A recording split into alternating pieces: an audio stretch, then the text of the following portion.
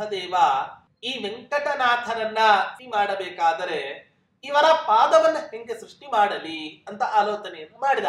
ಯಾಕೆ ಇವರ ಪಾದಗಳನ್ನ ಏನಾದರೂ ಕೂಡ ಈ ಮನುಷ್ಯರ ಪಾದಗಳಂತೆ ಅತ್ಯಂತ ಕಠಿಣವಾಗಿ ನಾನೇನಾದರೂ ಸೃಷ್ಟಿ ಮಾಡಿದರೆ ಈ ವೆಂಕಟನಾಥರು ತಮ್ಮ ಮುಂದಿನ ಆಶ್ರಮದಲ್ಲಿ, ಅಂದರೆ ಇವರು ಮುಂದೆ ಸ್ವೀಕಾರ ಮಾಡುವ ಯಾವ ಸನ್ಯಾಸಾಶ್ರಮ ಇದೆ ಆ ಸನ್ಯಾಸಾಶ್ರಮದಲ್ಲಿ ಇವರು ಪಲ್ಲಕ್ಕಿಯನ್ನ ಹತ್ತಲ್ಲ, ಮೇನೆಯನ್ನ ಹತ್ತಲ್ಲ, ಆನೆಯ ಮೇಲೆ ಕುತ್ಕೊಳ್ಳಲ್ಲ, ಕುದುರೆಯ ಮೇಲೆ ಕುತ್ಕೊಳ್ಳಲ್ಲ ಅನ್ನೋ ಕಾರಣದಿಂದ, ಯಾಕೆ ಕಾಲಗಳೇ ತುಂಬಾ ಗಟ್ಟಿ ಆಗಿರಬೇಕಾದರೆ ಯಾಕೆ ಪುನಃ ಈ ಪಲ್ಲಕ್ಕಿ ಮೇನೆ ಆನೆಗಳ ಮೇಲೆ ನಾನು ಹೊರಡಬೇಕು, ಹಾಗೇ ನಡೆದುಕೊಂಡು ನಾನು ಹೋಗಿಬಿಡ್ತೇನೆ ಅನ್ನೋ ಭಾವನೆ ಈ ವೆಂಕಟನಾಥರದ್ದಾಗಿತ್ತು.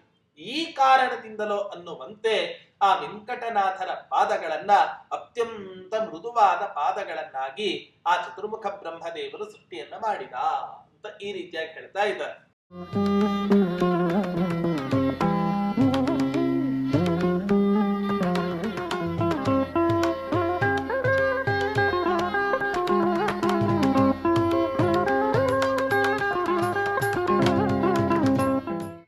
ಪೂಜ್ಯಾಯ ರಾಘವೇಂದ್ರಾಯ ಸತ್ಯಧರ್ಮರತಾಯ ಚ ಭಜತಾಂ ಕಲ್ಪವೃಕ್ಷಾಯ ನಮತಾಂ ಕಾಮಧೇನವೇ ದುರ್ವಾದಿಧ್ವಾಂತರವಯೇ ವೈಷ್ಣವೇಂದೀವರೇಂದವೇ ಶ್ರೀ ರಾಘವೇಂದ್ರ ಗುರವೇ ನಮೋ ಅತ್ಯಂತ ದಯಾಲವೇ. ಶ್ರೀ ಗುರುಭ್ಯೋ ನಮಃ. ಹರಿ ಓಂ. 4ನೆಯ ಸರ್ಗದಲ್ಲಿ ನಾರಾಯಣಾಚಾರ್ಯರು ವೆಂಕಟನಾಥರ ಯೌವನದಲ್ಲಿ ಇರುವ ದೇಹದ ಸೌಂದರ್ಯದ ಸಿರಿಯನ್ನ ಅನೇಕ ಪ್ರಕಾರಗಳಲ್ಲಿ ವರ್ಣನೆಯನ್ನ ಮಾಡ್ತಾ ಬಂದಿದ್ದಾರೆ. ಹಾಗೆ ಅವರ ತಲೆ, ಕಂಠ, 2 ಹುಬ್ಬುಗಳು, ಹಾಗೆ ಹಣೆಯ ಮೇಲೆ ಇರುವಂತಹ 3 ರೇಖೆಗಳು ಪ್ರತಿಯೊಂದಕ್ಕೂ ಕೂಡ ಒಂದು ವಿಶಿಷ್ಟವಾದಂತಹ ದೃಷ್ಟಾಂತವನ್ನ ಕೊಟ್ಟು ತಮ್ಮಲ್ಲಿ ಇರುವಂತಹ ಒಂದು ಕವಿತ್ವದ ಸಾಮರ್ಥ್ಯವನ್ನ ಅಷ್ಟೇ ಅಲ್ಲದೆ ಆ ವೆಂಕಟನಾಥರಲ್ಲಿ ಇರತಕ್ಕಂಥ ಸೌಂದರ್ಯವೂ ಕೂಡ ಎಷ್ಟು ಅನುಪಮವಾದುದು ಅನ್ನೋ ಪ್ರಮೇಯವನ್ನ ನಮಗೆ ತಿಳಿಸಿಕೊಟ್ಟಿದ್ದಾರೆ.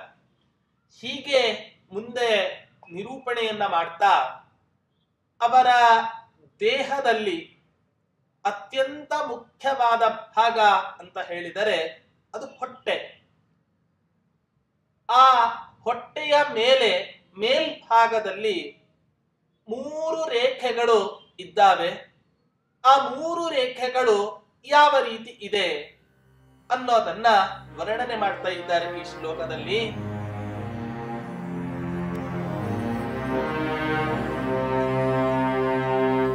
ಅಮುಷ್ಯಲೋಕತ್ರಯ ರಕ್ಷಣ ಕ್ರಿಯಾ ನಿಬೋಧನಾಯೇಹ ನೃಣಾಂ ತನೋದರೇ ಮಹಾಮಹಿಮ್ನೋಸ್ಯ ಬಲಿತ್ರಯಚ್ಛಲಾತ್ಕೃತಾ ವಿಧಾತ್ರಾ ಕಿಮು ಚಿಹ್ನರೇಖಿಕಾ.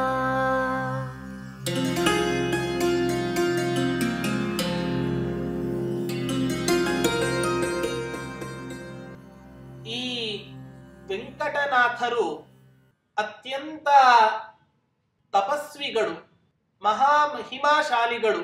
ಇಂಥ ಈ ವೆಂಕಟನಾಥರ ಉದರದಲ್ಲಿ ಇರುವ ಯಾವ 3 ರೇಖೆಗಳು ಇದ್ದಾವೆ ಆ 3 ರೇಖೆಗಳು ಯಾವುದನ್ನ ಸೂಚಿಸ್ತಾ ಇದೆ ಅಂತ ಹೇಳಿದರೆ ಲೋಕತ್ರಯ ರಕ್ಷಣ ಕ್ರಿಯಾ ನಿಬೋಧನಾಯ.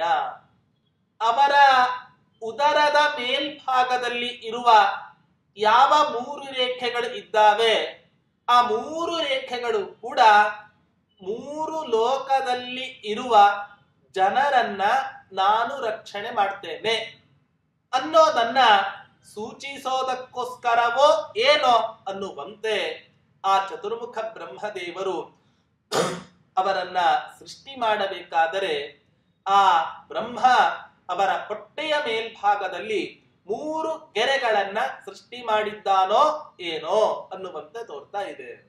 ನೋಡಿ, ಇಡೀ ಪ್ರಪಂಚದಲ್ಲಿ ಕೇವಲ ಭರತಖಂಡದಲ್ಲಿ ಮಾತ್ರವಲ್ಲದೆ ಇಡೀ ಪ್ರಪಂಚದಾದ್ಯಂತ ತಮ್ಮ ಅಭಿಮಾನಿ ಬಳಗವನ್ನ ಜಾತಿ ಮತ ಇದೆಲ್ಲವನ್ನೂ ಕೂಡ ಮೀರಿ ಬೆಳೆದಂತಹ ಒಂದು ಅದ್ಭುತ ಪವಾಡ ಪುರುಷರು, ದೊಡ್ಡ ಜ್ಞಾನಿ ಶ್ರೇಷ್ಠರು, ಅದು ಗುರು ಸಾರ್ವಭೌಮರು.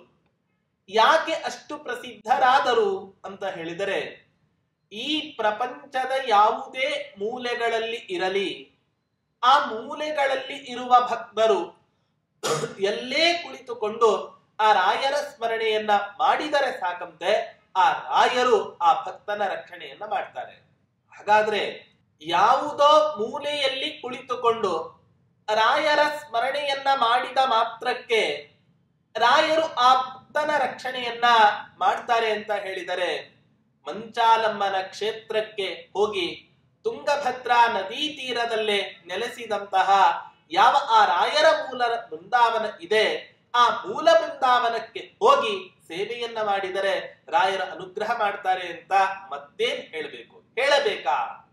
ಅವಶ್ಯವಾಗಿ ಆ ರಾಯರು ತಮ್ಮ ಪಾದದ ಬುಡಕ್ಕೆ, ತಮ್ಮ ಪಾದದ ಅಡಿಗೆ ಬಂದ ಯಾವ ಯಾವ ಭಕ್ತರಿದ್ದಾರೆ ಆ ಎಲ್ಲ ಭಕ್ತರಿಗೂ ಕೂಡ ಒಂದು ವಿಶಿಷ್ಟವಾದಂತಹ ಅನುಗ್ರಹವನ್ನ ಮಾಡಿ ಕಳಿಸ್ತಕ್ಕಂತ ಒಂದು ದೊಡ್ಡ ತಪಸ್ಸು ಆ ಗುರು ಸಾರ್ವಭೌಮರಲ್ಲಿ ಇದೆ.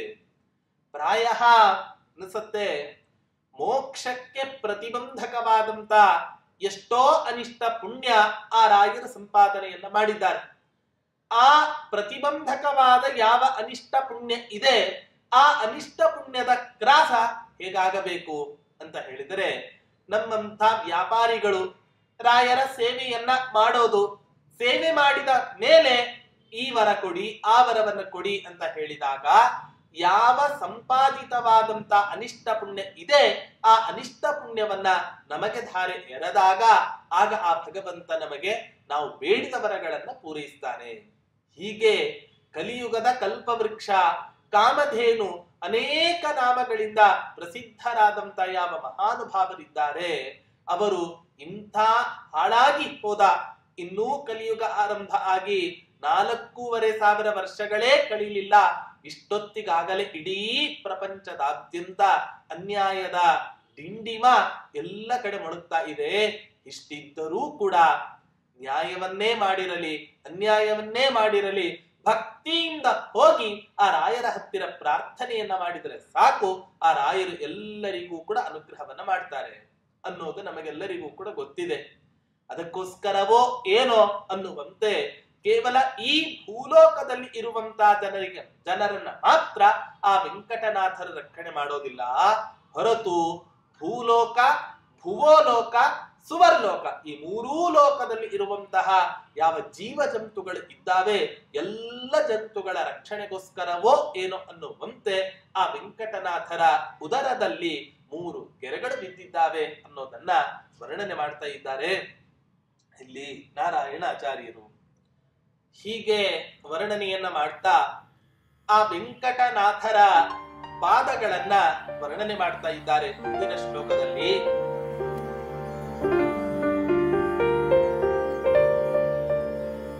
ಪಾದೌ ಕೃತೌ ಚೇತ್ ಕಠಿನೌ ಮಯಾ ಪದಾ ವ್ರಜೇದಯಂ ತನ್ನ ಸಹೇನ ವಾ ಕೃತೇಃ ಚಿರೇಣ ಯಾನೇನ ಚರೇದ್ವಸುಂಧರಾಮಿತೀವ ವೇಧಾ ಮೃದುಲೌ ವ್ಯಧಾಧಿಮೌ.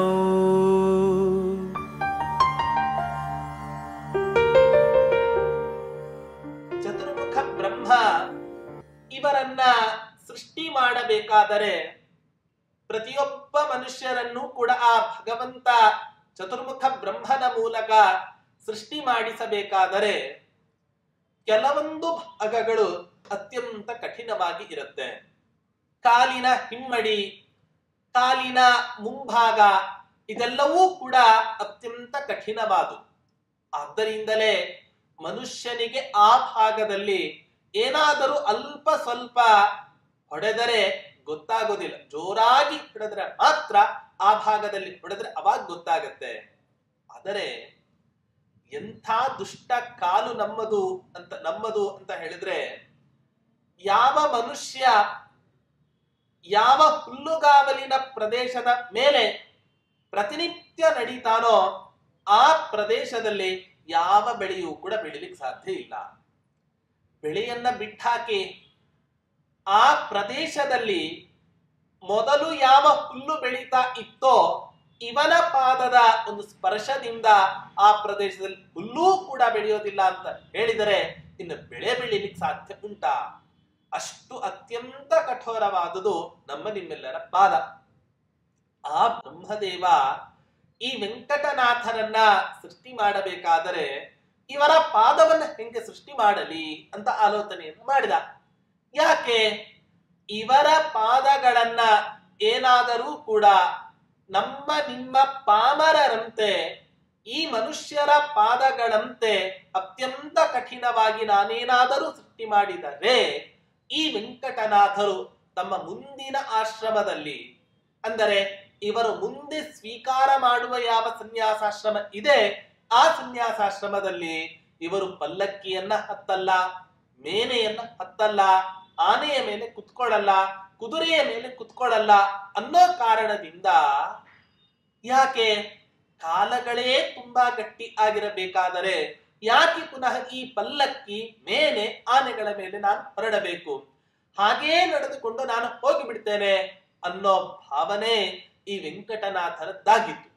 ಈ ಒಂದು ಉದ್ದೇಶದಿಂದ ಆ ಪಾದಗಳನ್ನ ನಮ್ಮ ನಿಮ್ಮ ಪಾದಗಳಂತೆ ಅತ್ಯಂತ ಕಠಿಣವಾಗಿ ಸೃಷ್ಟಿಯನ್ನ ಮಾಡದೆ ಆ ವೆಂಕಟನಾಥರ ಪಾದಗಳನ್ನ ಆ ಚತುರ್ಮುಖ ಬ್ರಹ್ಮದೇವ ಹೇಗೆ ಸೃಷ್ಟಿ ಮಾಡಿದ ಅಂತ ಹೇಳಿದ್ರೆ, ಮೃದುಲೇ ಇಮೆ ವ್ಯಧಾ ಇದೀವ ವೇದ ಮೃದುಲೇ ವ್ಯಧಾದಿಮೆ.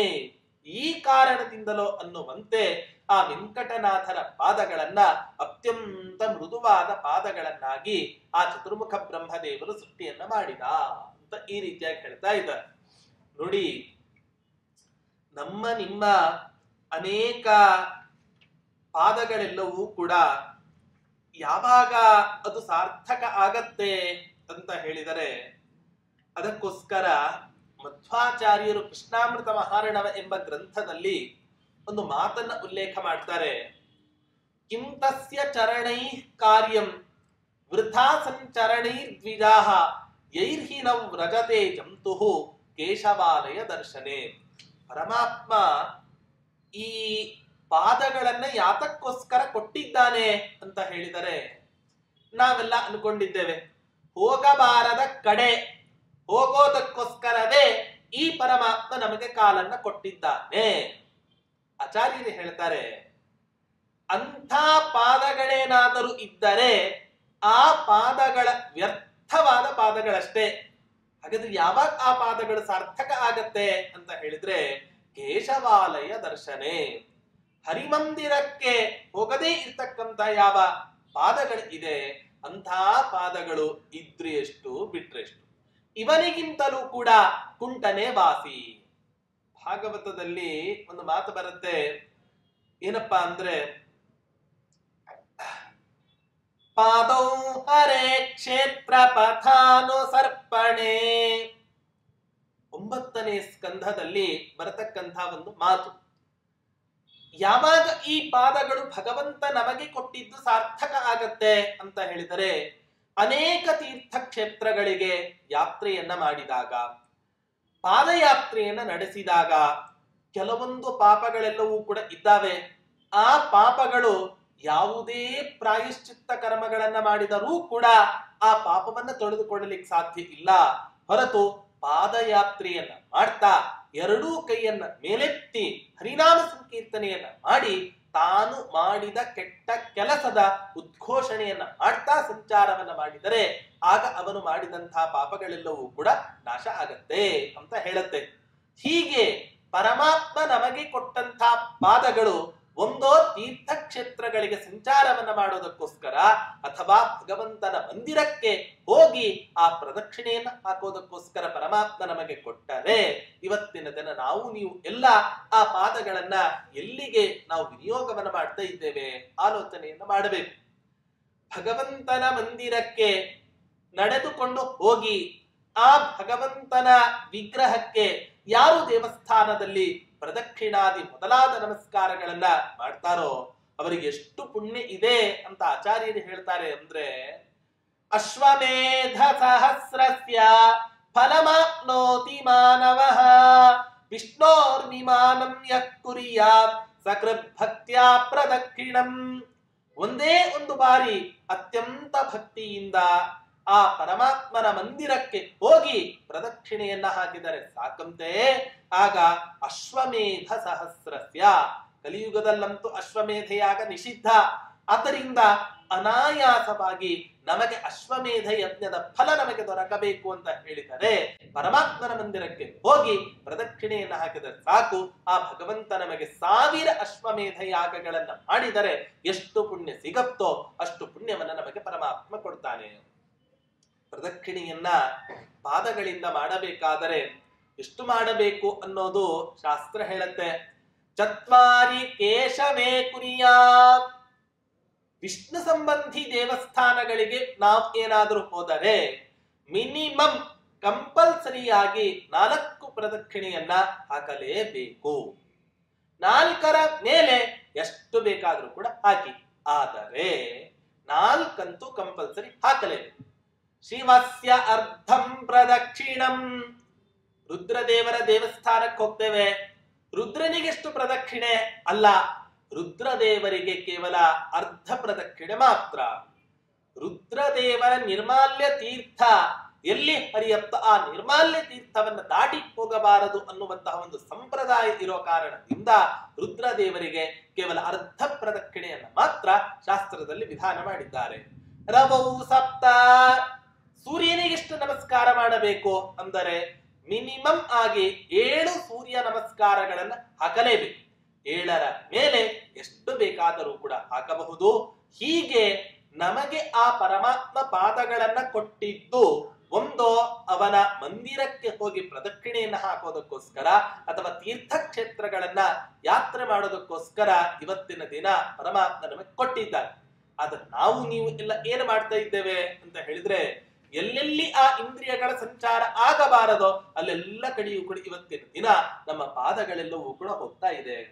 ಅದಕ್ಕೋಸ್ಕರವೇ ವಯಸ್ಸಾದ್ಮೇಲೆ ನಮಗ್ ಪರಮಾತ್ಮ ಎಲ್ಲ ಇಂದ್ರಿಯಗಳನ್ನು ಕೂಡ ಒಂದೊಂದೇ ತಕ್ಕೊಂಡು ಹೋಗ್ತಾನಂತೆ. ಒಂದೊಂದೇ ತಕ್ಕೊಂಡು ಹೋಗ್ತಾ ಇರಬೇಕಾದ್ರೆ ಅಂದ್ರೆ ಕಾಲ್ ಕಳೆದು ಹೋಯಿತು ಅಂತ ಹೇಳಿದ್ರೆ ಆಗ ನಾವೆಲ್ಲ ಪರಮಾತ್ಮನಿಗೆ ಬೈತೇವೆ. ಏನಂತ, ಅಯ್ಯೋ ನನ್ ಕಾಲ್ ಕಿತ್ಕೊಂಡ ಪರಮಾತ್ಮ ಅಂತ ನಾವೆಲ್ಲ ಬೈತೇವೆ. ಪರಮಾತ್ಮನಿಗೆ ಬೈಲಿಕ್ಕೆ ಹೋಗ್ಬಾರ್ದು. ಇನ್ನೂ ಕೆಲವು ಜನ ಇರ್ತಾರೆ, ಕಾಲು ಮುರ್ಕೊಂಡ ತಕ್ಷಣವೇ ಅದಕ್ಕೆ ಕೃತಕ ಕಾಲನ್ನ ಜೋಡಣೆ ಮಾಡಿ ಮತ್ತೂ ಪುನಃ ಕಾಲ್ ಇದ್ದಾಗ ಯಾವ ಯಾವ ಸ್ಥಳಕ್ಕೆ ಹೋಗ್ತಾ ಇದ್ದೋ ಆ ಎಲ್ಲ ಸ್ಥಳಕ್ಕೂ ಕೂಡ ಅವನು ಕೃತಕ ಕಾಲಿನ ಜೋಡಣೆಯೊಂದಿಗೆ ಅವನು ಹೋಗಬಾರದ ಸ್ಥಳಗಳಿಗೆ ಅವನೆಲ್ಲವೂ ಕೂಡ ಹೋಗ್ತಾನೆ. ಆದರೆ ದಾಸರಾಯ ಹೇಳ್ತಾರೆ, ಪರಮಾತ್ಮ ನಿನಗೆ ಕೊಟ್ಟ ಕಾಲನ್ನ ಏನಾದರೂ ಕೂಡ ಕಿತ್ತಿಕೊಂಡರೆ ನಾವು ಮೊದಲು ಆ ಪರಮಾತ್ಮನಿಗೆ ಕೃತಜ್ಞತೆಯನ್ನ ಸಲ್ಲಿಸಬೇಕು. ಯಾಕೆ ಅಂದರೆ, ಪರಮಾತ್ಮ ನೀನು ನನಗೆ ಜೀವನದಲ್ಲಿ ಅನೇಕ ಬಾರಿ ಎಚ್ಚರಿಕೆಯನ್ನ ಕೊಟ್ಟಿದ್ದಿ, ಆ ಎಚ್ಚರಿಕೆಯನ್ನ ಮೀರಿಯೂ ಕೂಡ ನಾನು ಹೋಗಬಾರದ ಸ್ಥಳಗಳಿಗೆ ಹೋಗ್ತಾ ಇದ್ದೆ. ಇನ್ನೂ ಕಾಲು ಇದ್ದರೆ ನೀನೆಷ್ಟೇ ಎಚ್ಚರಿಕೆ ಕೊಟ್ಟರೂ ಕೂಡ ನಾನು ಮಾತ್ರ ಹೋಗೋದನ್ನ ತಪ್ಪಿಸ್ತಾ ಇರಲಿಲ್ಲ. ಆದ್ದರಿಂದ ಪರಮಾತ್ಮ ನೀನು ನನಗೆ ಕೊಟ್ಟ ಕಾಲನ್ನ ಕಿತ್ತಿಕೊಂಡಿದ್ದರಿಂದ ನಾನು ಎಲ್ಲಿ ಹೋಗಬಾರದೋ ಅಲ್ಲಿ ಹೋಗಲಾರದೆ ಸುಮ್ಮನೆ ನನ್ನ ಮನೆಯಲ್ಲಿ ನಾನು ಸ್ವಸ್ಥವಾಗಿ ಕುಳಿತುಕೊಂಡಿದ್ದೇನೆ ಅಂತ ಈ ರೀತಿಯಾಗಿ ಹೇಳಿ, ಹೊರತು ಅಯ್ಯೋ ಪರಮಾತ್ಮ ನನಗೆ ಕೊಟ್ಟ ಕಾಲನ್ನ ಕಿತ್ತಿಕೊಂಡಿದ್ದಾನೆ, ಎಂತ ಕೃತಜ್ಞನ ನಾನು ಆ ಪರಮಾತ್ಮನಿಗೆ ಎಷ್ಟು ಸೇವೆಯನ್ನ ಮಾಡಿದೆ, ಎಷ್ಟೋ ಕಟ್ಟಡವನ್ನು ಕಟ್ಟಲಿಕ್ಕೆ ಲಕ್ಷಾನುಗಟ್ಟಲೆ ದುಡ್ಡನ್ನು ಕೊಟ್ಟರೂ ಕೂಡ ಈ ಪರಮಾತ್ಮ ಮಾತ್ರ ನನಗೆ ಅಪಕಾರವನ್ನ ಮಾಡಿದ ಅಂತ ಯಾವತ್ತೂ ಕೂಡ ಪರಮಾತ್ಮನ ಮೇಲೆ ಅಪವಾದವನ್ನ ನಾವು ಹೊರಿಸಬಾರದು. ಈ ಕಾರಣದಿಂದ ಪರಮಾತ್ಮ ನಮಗೆ ಕೊಟ್ಟ ಪಾದಗಳು ಸಾರ್ಥಕ ಯಾವಾಗ ಆಗತ್ತೆ ಅಂತ ಹೇಳಿದ್ರೆ ಅದು ಭಗವನ್ ಮಂದಿರಕ್ಕೆ ಹೋದಾಗ, ತೀರ್ಥಕ್ಷೇತ್ರಗಳಿಗೆ ಯಾತ್ರೆಯನ್ನ ಮಾಡಿದಾಗ ಮಾತ್ರ ಆ ಪಾದಗಳು ಸಾರ್ಥಕ ಆಗತ್ತೆ, ಹೊರತು ಇಲ್ಲದೆ ಹೋದ್ರೆ ಇಲ್ಲವೇ ಇಲ್ಲ. ಆದ್ದರಿಂದ ಪರಮಾತ್ಮ ಆಲೋಚನೆಯನ್ನ ಮಾಡ್ತಾನೆ. ಚತುರ್ಮುಖ ಬ್ರಹ್ಮದೇವರು ಈ ವೆಂಕಟನಾಥನಿಗೂ ಕೂಡ ಸಾಮಾನ್ಯ ಮನುಷ್ಯರಂತೆ ಕಾಲನ ಏನಾದರೂ ಕೂಡ ನಾನು ಕಠಿಣವಾಗಿ ಕೊಟ್ಟು ಬಿಟ್ಟರೆ ನಮ್ಮಂತೆ ಏನೂ ಕೂಡ ಹೋಗಬಾರದ ಸ್ಥಳಕ್ಕೆ ಹೋಗ್ತಾ ಇರಲಿಲ್ಲ. ಆದರೆ ಪಲ್ಲಕ್ಕಿಯನ್ನೋ ಅಥವಾ ಮೇನೆಯನ್ನೋ ಯಾವ ವಸ್ತುಗಳನ್ನು ಕೂಡ ಹತ್ತದೆ ಅಲ್ಲಿಯೂ ಕೂಡ ವೈರಾಗ್ಯ ಪ್ರದರ್ಶನ ಮಾಡಿಬಿಟ್ಟಾರು ಅನ್ನೋ ಕಾರಣದಿಂದ ಆ ಪಾದಗಳನ್ನೂ ಕೂಡ ಅತ್ಯಂತ ಮೃದುವಾಗಿ ಸೃಷ್ಟಿಯನ್ನ ಮಾಡ್ತಾರಂತೆ ಆ ಚತುರ್ಮುಖ ಬ್ರಹ್ಮದೇವರು. ಒಬ್ಬ ಶಾಸ್ತ್ರಕಾರರು ಹೇಳ್ತಾರೆ, ಚಕ್ಷು ಸ್ನೇಹೇನ ಸೌಭಾಗ್ಯಂ, ದಂತ ಸ್ನೇಹೇನ ಭೋಜನಂ, ತ್ವಚ ಸ್ನೇಹೇನ ಭೋಗಸ್ಯ, ಪಾದ ಸ್ನೇಹೇನ ವಾಹನಂ ಅಂತ ಈ ರೀತಿಯಾಗಿ ಹೇಳ್ತಾರೆ. ಅಂದರೆ ಚಕ್ಷುರಿಂದ್ರಿಯ ಕಣ್ಣುಗಳು ಅತ್ಯಂತ ಆಕರ್ಷಕವಾಗಿದ್ದರೆ, ಮೃದುವಾಗಿದ್ರೆ ಅವಾಗ ಜೀವನದಲ್ಲಿ ನಮಗೆ ಸೌಭಾಗ್ಯ ಪ್ರಾಪ್ತಿ ಆಗುತ್ತೆ. ಹಲ್ಲುಗಳು ಚೆನ್ನಾಗಿದ್ದರೆ ಆಗ ಏನಾಗತ್ತೆ, ಊಟ ಎಲ್ಲ ಮಾಡ್ಲಿಕ್ಕೆ ನಮಗಾಗತ್ತೆ. ಹಲ್ಲುಗಳೇ ಸರಿ ಇಲ್ಲ ಅಂತ ಬಿಟ್ರೆ ಹೇಗ್ ತಾನೆ ಆ ಊಟವನ್ನ ಮಾಡ್ಲಿಕ್ಕೆ ಸಾಧ್ಯ ಉಂಟು? ಆದ್ದರಿಂದ ದಂತ ಸ್ನೇಹೇನ, ದಂತ ಸ್ನೇಹೇನ ಅಂದ್ರೆ ಹಲ್ಲುಗಳ ಗಟ್ಟಿಮುಟ್ಟಾಗಿದ್ದರೆ ಅವಾಗ ಒಳ್ಳೆ ಭೋಜನ ನಮಗೆ ಪ್ರಾಪ್ತಿ ಆಗತ್ತೆ, ಅವಾಗ ಅದನ್ನು ತಿನ್ಲಿಕ್ಕೆ ಸಾಧ್ಯ ಉಂಟು. ಇನ್ನ ತ್ವಚ ಸ್ನೇಹೇನ ಭೋಗಸ್ಯ, ಚರ್ಮ ಅತ್ಯಂತ ಮೃದುವಾಗಿ ಇತ್ತು ಅಂತ ಬಿಟ್ರೆ ಅವಾಗ ನಮಗೆ ಜೀವನದಲ್ಲಿ ಭೋಗವನ್ನು ಅನುಭವಿಸ್ಲಿಕ್ಕೆ ಸಾಧ್ಯ ಆಗುತ್ತೆ. ಅದೇ ಎರಡು ಕಾಲುಗಳು ಚೆನ್ನಾಗಿತ್ತು ಅಂತಾಗಿದ್ದರೆ ಅವಾಗ ಏನ್ ಮಾಡ್ತಾನೆ ಅಂತ ಬಿಟ್ರೆ, ಪಾದಗಳು ಅತ್ಯಂತ ಮೃದುವಾಗಿ ಇತ್ತು ಅಂತ ಹೇಳಿದರೆ ಅವಾಗ ವಾಹನದಲ್ಲಿಯೇ ಸಂಚಾರ ಮಾಡಲಿ ಅನ್ನೋ ಒಂದು ಮಾತಿನಂತೆ ಆ ಚತುರ್ಮುಖ ಬ್ರಹ್ಮದೇವರು ಈ ವೆಂಕಟನಾಥರ ಪಾದಗಳನ್ನ ಅತ್ಯಂತ ಮೃದುವಾಗಿ ಸೃಷ್ಟಿಯನ್ನ ಮಾಡಿ ಬಿಟ್ಟಿದ್ದಾರೆ ಅನ್ನೋ ಪ್ರಮೇಯವನ್ನ ಇಲ್ಲಿ ವರ್ಣನೆ ಮಾಡ್ತಾ ಇದ್ದಾರೆ. ಹೀಗೆ ವರ್ಣನೆಯನ್ನ ಮಾಡ್ತಾ ಪ್ರತಿಯೊಂದು ಅಂಗಗಳನ್ನೂ ಕೂಡ ವರ್ಣನೆ ಮಾಡ್ತಾ ಆಪಾದ ಮೌಲಿ ಪರ್ಯಂತಂ, ಪಾದದಿಂದ ಆರಂಭಿಸಿ ತಲೆಯ ತನಕ, ತಲೆಯಿಂದ ಆರಂಭಿಸಿ ಪಾದದ ತನಕ ಒಂದೇ ಒಂದು ಇಂದ್ರಿಯವನ್ನು ಕೂಡ ಬಿಡದೆ ಯೌವನದಲ್ಲಿ ಇರುವಂತಹ ಆ ವೆಂಕಟನಾಥನ ಪ್ರತಿಯೊಂದು ದೇಹ ಸೌಂದರ್ಯದ ಸಿರಿಯನ್ನ ಇಷ್ಟು ಅದ್ಭುತವಾಗಿ ನಮ್ಮ ಕಣ್ಣ ಮುಂದೆ ತೆರೆದಿಟ್ಟಿದ್ದಾರೆ ಈ ನಾರಾಯಣಾಚಾರ್ಯರು.